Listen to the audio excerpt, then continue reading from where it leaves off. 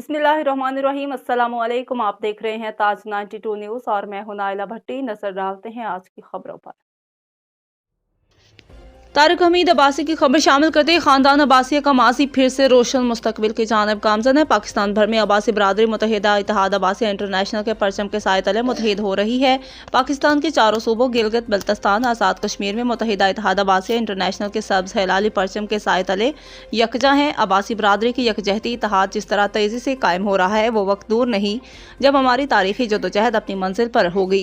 इन ख्यालात का इजहार साबिक़ MP और खानदान अब्बासिया के चीफ सरदार मौज़म अली खां अब्बासी ने मुत्तहिदा इत्तेहाद अब्बासिया इंटरनेशनल के मरकजी सूबाई और डिवीजनल ज़िले अहदेदारों की हैदराबाद में मुनक्किद होने वाली तकरीब से खिताब करते हुए किया।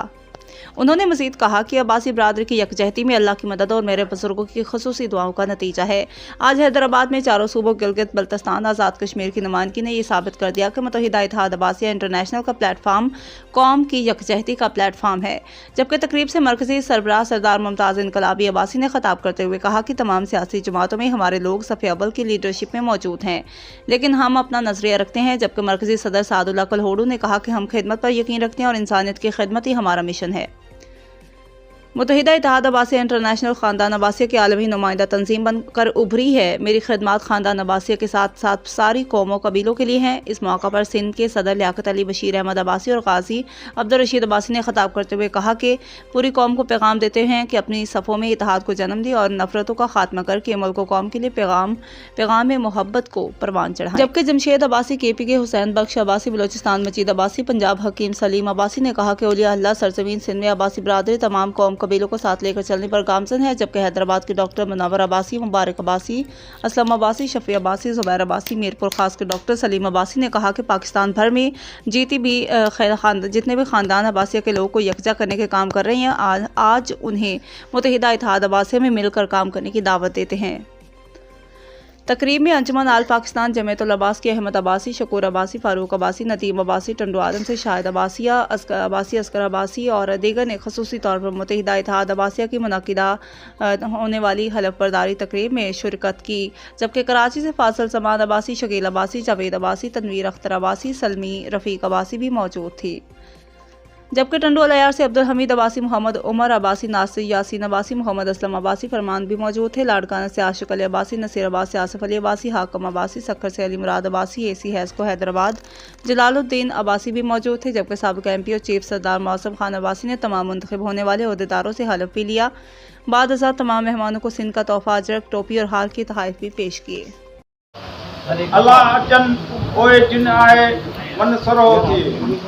मुझे लाए काबिल एहतराम चीफ सरदार मौज़म अली खान अब्बासी साहब जो सजी सिंध नंबर पाकिस्तान जो चीफ सरदार है, वाजिब एहतराम सालार अब्बास सरदार मुमताज़ इनकलाबी साहब जैसी वही जिदोजहद है तक नज़र अचे थी पी। मोहतरम जनाब सईदुल्लाह कलोड़ साहब मरकजी सदर साहब के काबिल एहतराम मुनरबानी मेंबर गाजी अब्दुल रशीद अब्बासी साहब के मरकजी सेक्रेटरी बिया एतरा सब मरकजी उहदेदार आयल सूबाई उहदेदार साहिबान, डिवीजनल सदर जुमले उहदेदारान, खास करे मुझे सूबे जो जनरल सेक्रेटरी बशीर अहमद अब्बासी साहब बिया साबिका मरकजी उहदेदाराना मेंबर सब अस्सलाम वालेकुम।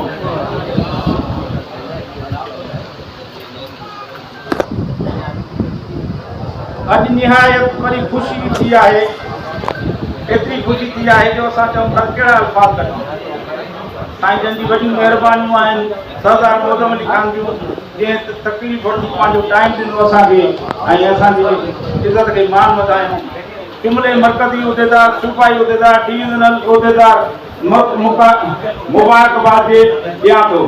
उम्मीद थो कयां त खानदान अब्बासिया जो हर शख़्स जंहिंजे खानदान जे हर ॾुखे वक़्त में बाह बेली थींदो।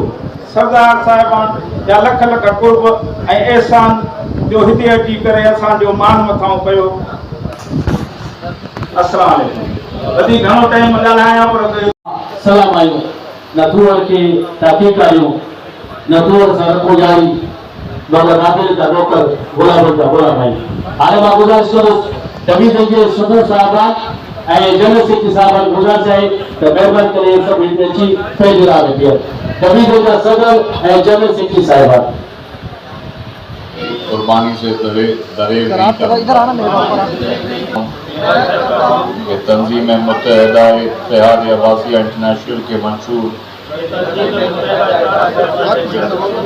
और आइन के मुताबिक किसी मनाफी या गैर सरगर्मी में हिस्सा नहीं लूँगा और ऐद करता हूँ कि ख़ानदान अब्बासिया की आलमी नुमाइंदा तंजीम मुत्तहिदा इत्तेहाद अब्बासिया इंटरनेशनल का वफादार रहूँगा और अपने ओहदे की पासदारी करते हुए अपने हिसाब के मुताबिक तंजीमी उमूर और मुल्क और मिल्लत की खिदमत और इंसानियत की खिदमत से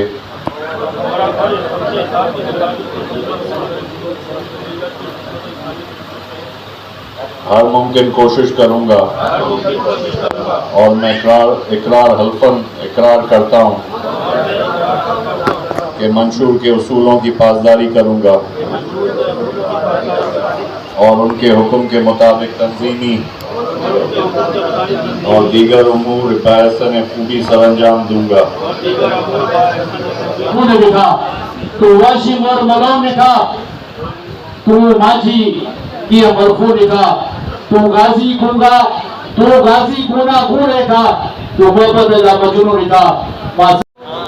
आज की तकरीब के मेहमान खास साहब चीफ सरदार खानदान अब्बासिया सरदार मौजूम खान अब्बासी साहब को सिंह का तोहफा लुंगी और टोपी का जो है वो पेश करेंगे।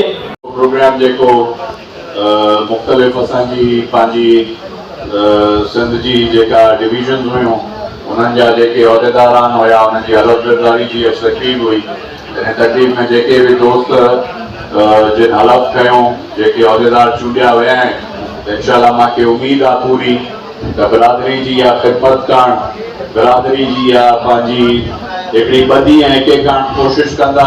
जीअं हिते ॻाल्हि थी त मुख़्तलिफ़ मसाइल आहिनि त मां सम्झां थो मसइला त तमामु घणा आहिनि पर उन जे लाइ कोशिशि थियणु खपे। जेका असांजी बिरादरी जे अंदरि मसइला आहिनि उन्हनि खे बि हल करण लाइ कोशिशि थियणु खपे। असां बिरादरी जे लाइ कीअं बहितरी करे सघूं था।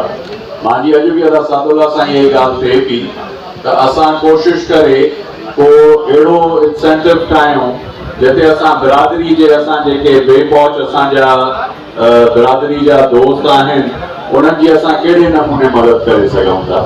असां उन ते बि सोचूं। इहे प्रोग्राम त पिया थींदा रहंदा पर हिन प्रोग्रामनि जो हासिल छा आहे त उन ते बि असांखे मां सम्झां थो वेही ऐं कुझु ॻाल्हाइणो पवंदो ऐं कुझु असांखे उन ते बि वेही पंहिंजो को रस्तो कढणो पवंदो।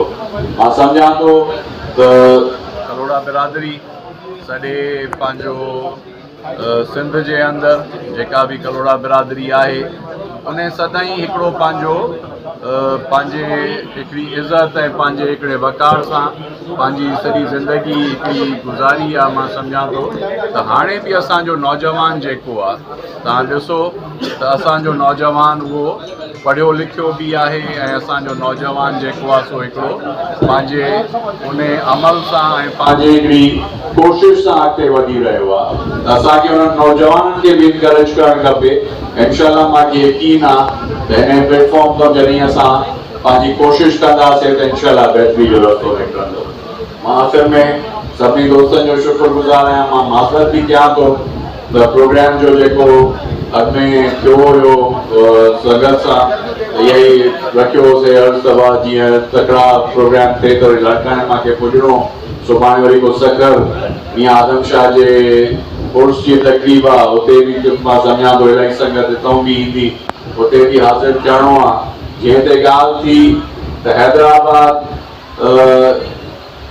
कलोड़ा हुक्मराननि जो तख़्तगाह हुयो। असांजे पंहिंजी तारीख़ ऐं असांजे पंहिंजी जेका हिस्ट्री आहे उनखे यादि न कंदासीं त माण्हू ॿिया छो कंदा।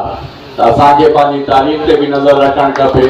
असांजा इलाही जेको आहे सो हुक्मरान सिंध जा जेके आहिनि उन्हनि जा मक़बरा आहिनि उहे ज़बून हाल आहिनि। मां सम्झां थो असांखे इहा बि हिकिड़ी कोशिशि करणु खपे हिकिड़ी का कमेटी जोड़णु खपे खासतौर ते मियाँ यार मोहम्मद ते, मियाँ नसीर ते, मियाँ शाल मोहम्मद ते, मियाँ इलियास ते, जेके भी उहे मकबरा आहिनि, मियाँ आदम शाह ते, त उहे जिते गवर्नमेंट पंहिंजो कोशिश नथी करे त बिरादरी असांजी मां त सम्झां थो त असां वटि इलाही दोस्त जेके पाण भरा आहिनि, जे असां पाण में ई गॾिजी हिकिड़ो कोशिश कयूं त उहा वधीक असांजी जेका तारीख़ आहे उनखे असां ज़िंदा रखी था सघूं, ईंदड़ नसल ताईं असां उहा पुॼाए सघूं था। त मां आख़िर में वरी बि तव्हां सभिनी दोस्तनि जो शुक्रगुज़ार आहियां, ख़ासतौर ते पंहिंजो असांजे साईं सरदार मुमताज़ इनकलाबी साहब जो, जिन हीअ सॼी हिकिड़ी कोशिश करे सॼे पाकिस्तान जे अंदरि दोस्तनि खे हिकिड़े प्लेटफॉर्म ते गॾु करण जी कोशिश कई आहे। ऐं असांजे दोस्तनि हिते अदा बशीर ऐं सादुल्ला साहब ऐं ॿियनि जेका हिते महिनत कोशिश कई आहे, त इंशाअल्लाह मूंखे पूरो यकीन आहे इन कोशिश सां असांजे दोस्तनि जी, असांजे भाइरनि जी, मां सदाईं इहा ॻाल्हि कंदो आहियां त बिरादरी असां हिकिड़ी घर आहियूं, घर में ज़रूरु मुख़्तलिफ़ जेको आहे सो सोच ऐं सम्झ जा माण्हू हूंदा आहिनि, पर उन्हनि खे वेही कंहिं डायलॉग सां, कंहिं तरबियत सां, कंहिं ॻाल्हि सां उन्हनि खे मुतफ़िक़ कयूं। त इंशाअल्लाह जॾहिं इहे मैसेज खणी तव्हां वेंदव घर घर त मूंखे पूरो यकीन आहे, छोकी असांजी का बि मतिलबु ज़ात जी का जंग कोन्हे का, असांजी माण्हुनि जी भलाई जी जंग आहे। सियासत जे अंदरि बि, बिरादरी जे अंदरि बि असांजी का पंहिंजी लालच कोन्हे का, त असांजी ज़ात जी का लालच आहे त इहा जे असां ज़ात जी बुनियाद खे छॾे करे माण्हुनि जी बहितरी, बिरादरी, अवाम जी बहितरी जे लाइ निकिरंदासीं त इंशाअल्लाह अल्लाह पाक बि मदद कंदो ऐं माण्हुनि जी बि का भलाई थी सघंदी। तव्हां सभिनी जी महिरबानी। आख़िर में वरी बि तव्हां सभिनी दोस्तनि खे इहो अर्ज़ु कयां थो त इहा जो हिकिड़ो मौक़ो मिलियो आहे, हे प्लेटफॉर्म आहे, इन प्लेटफॉर्म ते तव्हां गॾियल वेही हिकिड़ो कोशिश कयो, जिदोजहद कयो, इंशाअल्लाह इहा जिदोजहद कामयाब थींदी ऐं असांजी जेका तारीख़ आहे इंशाअल्लाह ईंदड़ असांजो जेको नसुल आहे, असांजो वक़्तु आहे, इंशाअल्लाह उहे बि असांजा जेका असांजी तारीख़ी हैसियत आहे इहा इंशाअल्लाह असां पंहिंजी महिनत सां, पंहिंजी कोशिश सां, जेके असांजे वॾनि हिकिड़ो रस्तो ठाहियो हो, हिकिड़ी महिनत कई, इंशाअल्लाह असां सभु उन रस्ते सां महिनत सां कामयाब थींदासीं ऐं माण्हुनि जी भलाई कंदासीं। तव्हांजी महिरबानी। सिंधुअ जे ॼणण सां लेखो न आहे, पर बख़्श को गद्दार कयो थो न कयो। मुंहिंजा क़ाबिल एतिराम, मुंहिंजा मान वारा रहबर मिलत, अब्बासिन जा रहबर, अब्बासिन जी दिलनि जी धड़कन, चीफ सरदार मुअज़्ज़म ख़ान अब्बासी साहब, ऐं मुंहिंजो सफ़र जो साथी बहादुर अरमान सादुल्ला कलोड़ो साहब, ऐं मुंहिंजो चेयरमैन इंटरनेशनल इनकलाबी अब्बासी साहब, ऐं मथे स्टेज ते वेठल सभु उहिदेदारो